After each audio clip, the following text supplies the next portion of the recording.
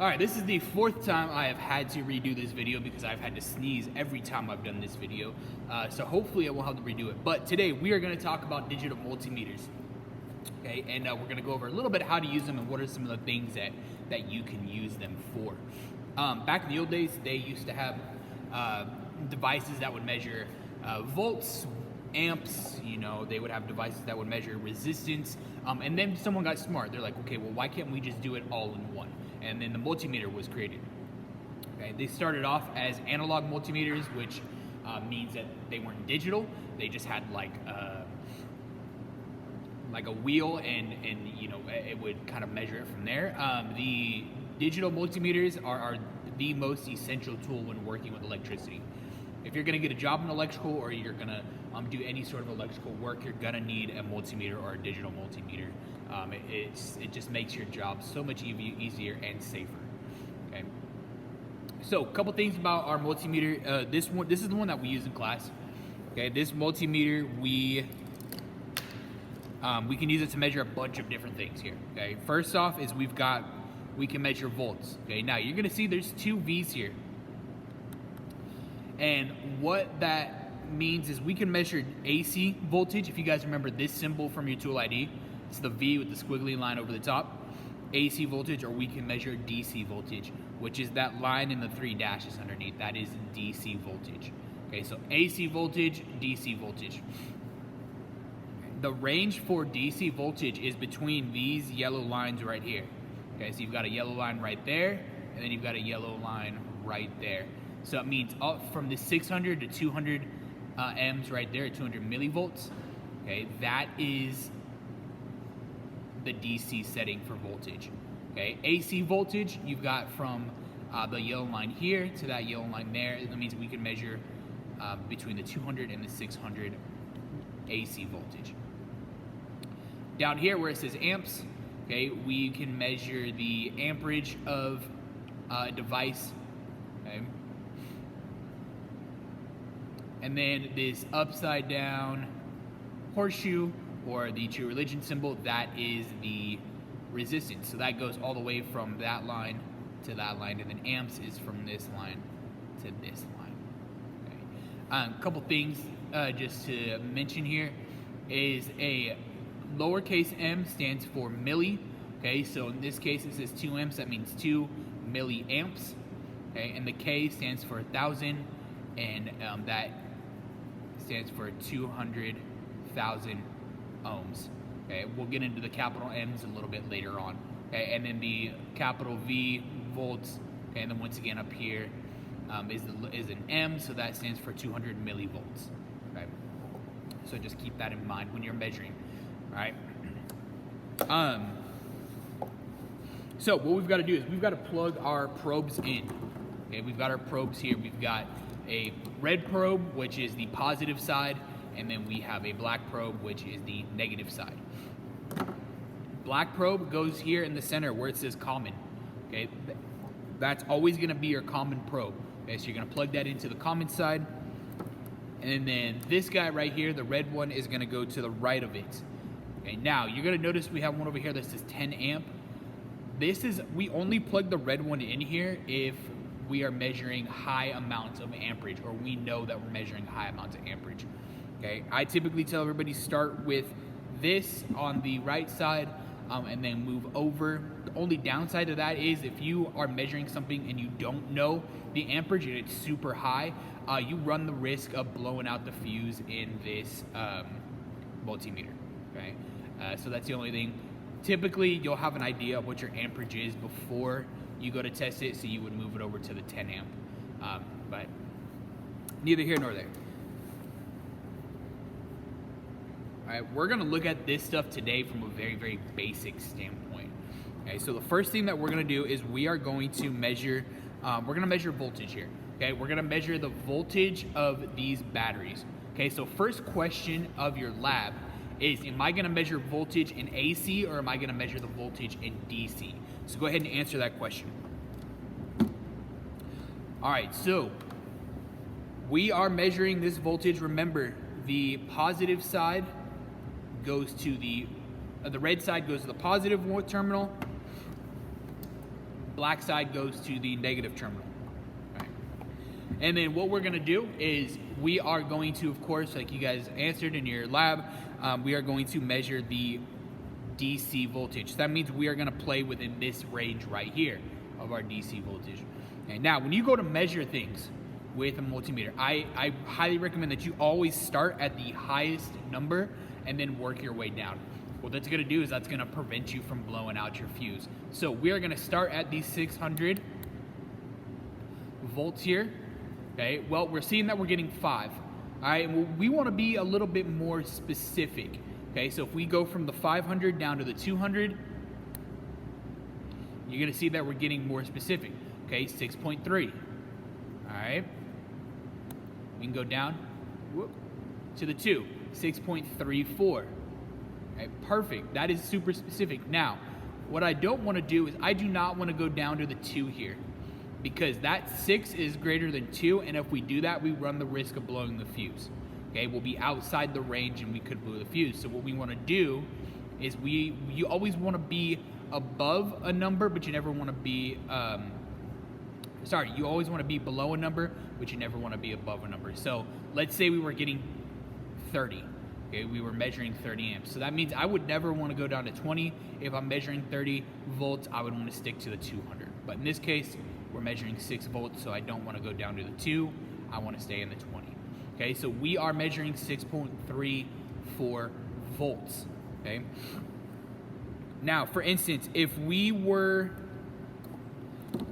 measuring voltage and I moved all the way down to this one right here where it says 200M, okay, I would need to make sure that I am saying 200, let's say I got a reading of 400. Okay, well, I don't want to say 400 volts. I got to make sure I say 400 millivolts, because that lowercase m there stands for milli. Okay, so just make sure that you guys remember that when you're writing out answers if you're testing things. Okay, so that's how you measure voltage. We're gonna measure the voltage out of a transformer. So your second question is going to be, am I gonna measure DC voltage or AC voltage? Okay, so it's coming out of a transformer. All right, so your second question is, am I gonna measure AC voltage or DC voltage? All right, so go ahead and answer that question.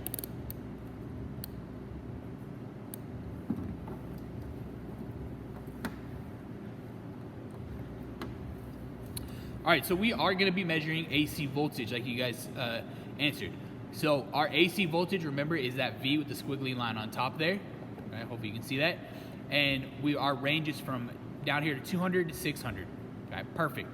All right, so what we're gonna do is we're gonna start at 600. Remember, we're gonna work our way all the way up.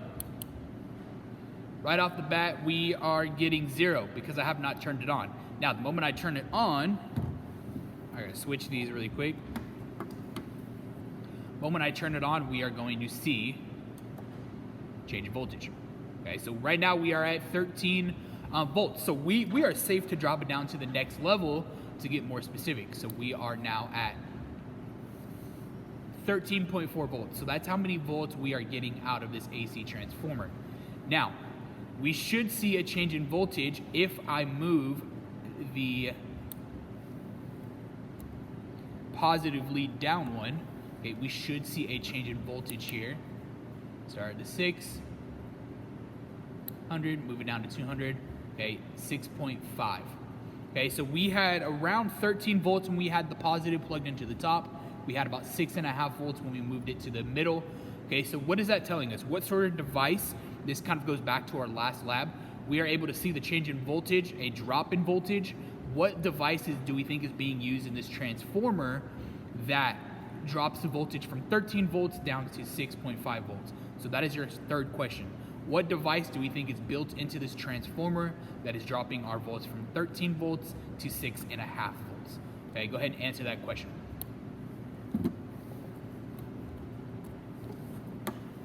All right, next thing that we are going to be measuring is we're going to be measuring resistance. Okay, we have about three different types of resistors here. We have a 1K resistor, 10K resistor, and a 4.7K resistor. Okay. If we wanted to, if you need to measure resistance, okay, we kind of do it the same way. You would touch the two ends of this resistor and it would give you the resistance level. But for us, we have these nifty little holes that we can just drop these into. Okay, so the first one we're gonna measure is 1K. Okay, we're gonna see how close that 1K resistor actually is to resistance. So remember, we're gonna play in this range over here with the true religion symbol or the upside down horseshoe. Okay, we're gonna start at 2M because that is the largest. We're getting 0. Okay, that means that we are way outside the range and we need to get more specific. Okay, we drop that down to the 200K. Okay, we're getting 0.9. Drop it down to the 20K. We are getting 0.98. Drop it down to the 2K. We are getting 0.991. So that means we are not quite at 1K resistance. Okay, when we start talking about resistors, you'll learn that there is a tolerance level, which means that it could either be plus or minus a couple points or a couple minus a few parts resistance. So resistors aren't necessarily always the greatest, but we are down to 2K resistor. Now, I'm not going to drop to 200 just because I know that that should be 1K, and 1K is higher than 200. Okay, so we are 0.998 or 0.992 resistance. All right, so what I'm going to do next, I'm going to measure the 10K one, see how close we are to the 10K one. Cool, we're going to go ahead and we're going to start at 2M. We're going to see, okay, 0.9. All right, we're going to try to get more specific. 9.8, there's 20K, we are at 9.90. Okay, so that means we're pretty close. We're still about, I don't know, a tenth of thousandths off, or a tenth off, so we're at 9.9K ohms of resistance. So if you were to write 9.9K ohms of resistance, that's how you would write that. Okay, 9.9K ohms. Okay, so awesome. All right, if you wrote 9.9 ohms, that's totally different than 9.9K. Okay, make sure you include that K in there. All right. Now, other things that we can do is we can measure the resistance in this wire. So if you look, we've got this wire here. If we wanted to measure the resistance, what we would do is we could just lay this wire out. Okay, we could turn it all the way over to 200M. Okay, and we can touch the ends of this, the two metal ends of this wire, and we can see what the resistance level is of these two wires. Okay, we're not getting anything there, so that means we probably need to get a little bit more specific. So I'm gonna drop it down to 2K, see if I get anything. Okay, we're starting to pick up a little bit of resistance, not much. Okay, we're getting about nothing. Right about there, we're getting about 0.19, 0.17. Okay, it kind of goes all over the place a little bit. That's why resistance is super hard to measure.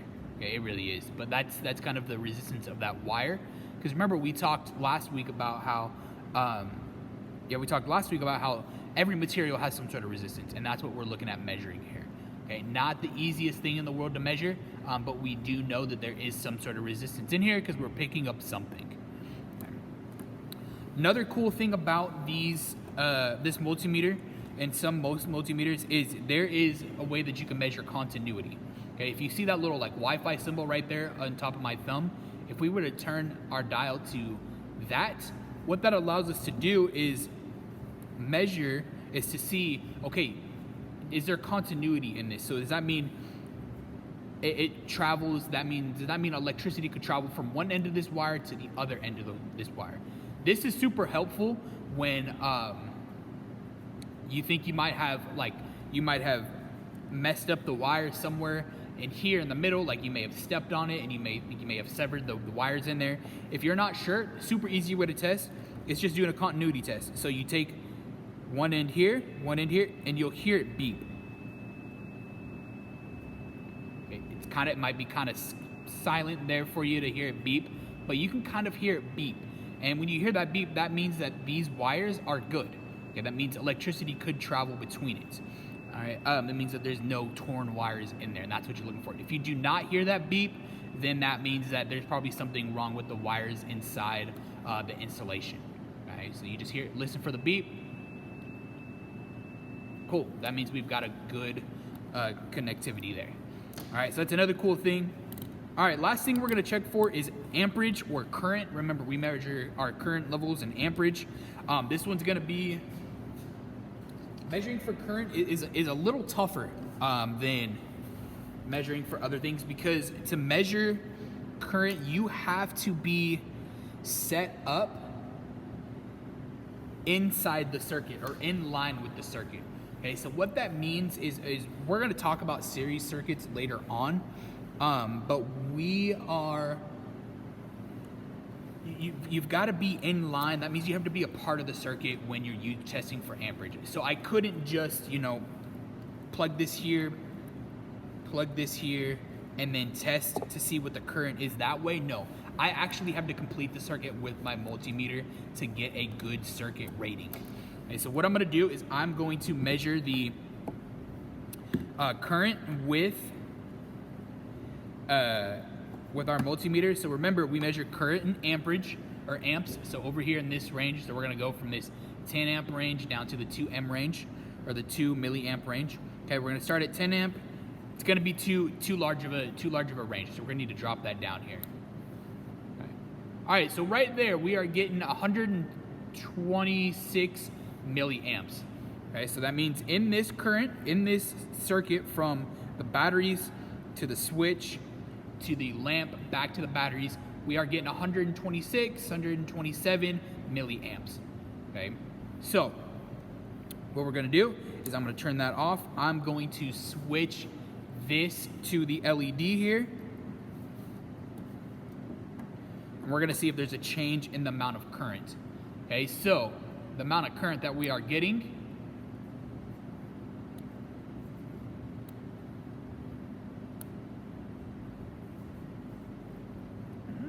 oh, we gotta turn the switch back on. Is, whoop, too high. 4.5. Okay, we are getting 4.5 milliamps in this circuit when dealing with the LED. Now, you're probably thinking, well, shouldn't it be the same amount of current? Well, theoretically, yes, but what we talked about this last week. What causes current to maybe not flow as easy? Okay, so what causes that? So that means that there is a big difference between the lamp and the LED, and what that difference is actually, I'm not gonna have you answer that question. There's a difference in resistance between these two. The reason why our current level or our amperage is lower and the LED is because it has a higher resistance than the lamp. Okay, the current of the lamp was like 126, 127. Well, the resistance, or the current of the LED is only 4.5. So that means there is a difference in resistance between these two. And if we really wanted to measure it, we honestly probably could measure the resistance level of the LED. Okay, so what we could do is we would just swap this over. Okay, and we could measure the resistance. So right off the bat, we're looking at it. Okay, our resistance level of that LED is, it's actually super low. Okay, if we look at the resistance level of the lamp, probably going to be super low as well.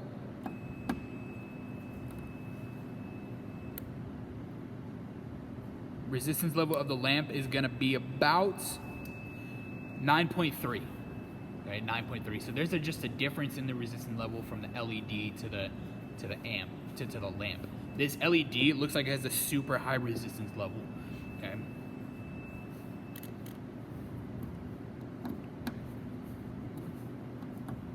All right, let's see if I can pick something up. Yep, super high. Okay, so I did not expect this lab to take that long. We kind of got a little carried away with using multimeters, but that's just because multimeters, man, they measure everything. We can use them for anything. So yeah, there are about 3 or 4 questions embedded in this lab video.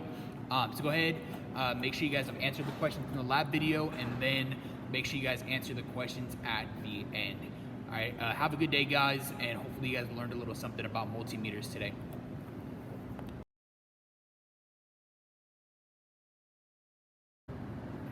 All right, so I want to show you guys one thing. Sorry, you thought lab was over. Psych. Okay, I figured out why I wasn't getting the right reading on the LED. So if you look at the resistance for the LED, okay, I had them plugged in backwards, and I'll explain why much later on, the reason why that's important. But our resistance level in the LED is 101K. All right, if we look at the resistance level in our lamp,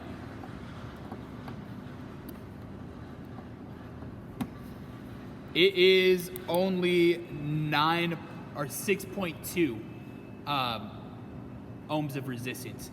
Okay, so that is why there's such a big difference in measurement of current from the lamp in the LED, just because the LED has such a high resistance level.